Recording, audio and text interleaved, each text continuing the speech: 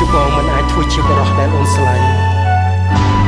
ក៏បងសូមធ្វើជាបរិសុទ្ធដែលស្រឡាញ់អូនទោះជាអូនមិនអាចធ្វើជានារីដែលនៅក្បែរបងក៏អូនសូមធ្វើជានារីដែលនឹកបង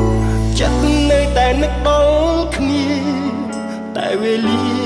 មិនអនុគ្រោះខលជូនដំណើរដួងចិត្តស្មោះចិត្តរបួសទ្រាំរូបមិនស្លាប់តែមិនអាចជួបគ្នាពេលវេលាទីឲ្យឈឺចាំក៏ទូលសុំទោសមិនអាចប្រាប់ So sorry honey លឺអត់រំលងខ្លួនណាស់បីឲ្យអូនថែគេចិត្តតែស្នេហ៍សុំថែអូនពីចំងាយភ្លេចបងចង់ឃើញអូនសប្បាយបងទៅឲ្យឆ្ងាយឲ្យរសាយការចងចាំ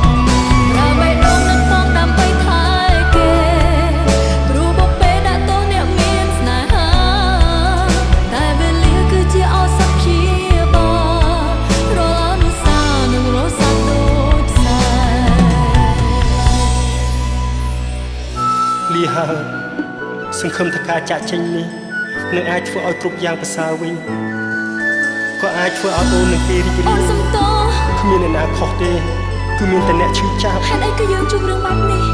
តើពេលវេលាអាចរំងាប់អារម្មណ៍ឈឺចាប់មួយនេះបានយ៉ាងណាក៏គ្មានជំរឿនដែរបងដឹងគេស្រឡាញ់អូនណាស់កុំធ្វើឲ្យគេយំព្រោះតែយើង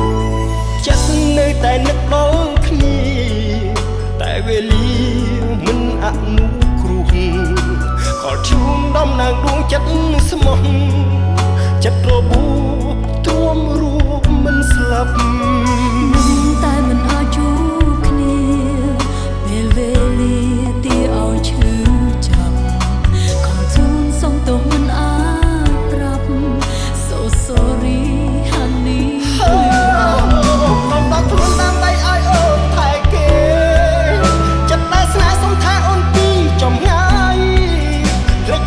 បងចង់ឃើញអូនសប្បាយបងទៅឲ្យឆ្ងាយឲ្យរសាយការចងចាំប្រើបេះដូងនឹងមកដើម្បីថែគេព្រោះពេលដែលតើអ្នកមានស្នេហាតែវេលាគឺជាឱសថព្យាបា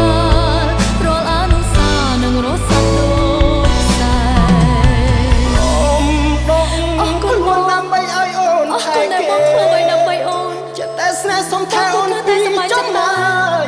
ហើយបងប្រកាសជាអាចជួបជុំគ្នាម្នាក់អូនសប្បាយជាអូនទៀតបងទៅឲ្យឆ្ងាយឲ្យរសាយការចងចាំ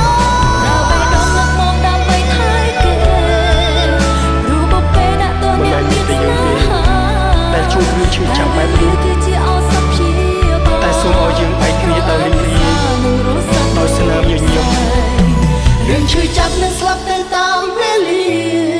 ថ្ងៃក្រោយជួបគ្នាយើងនៅតែជា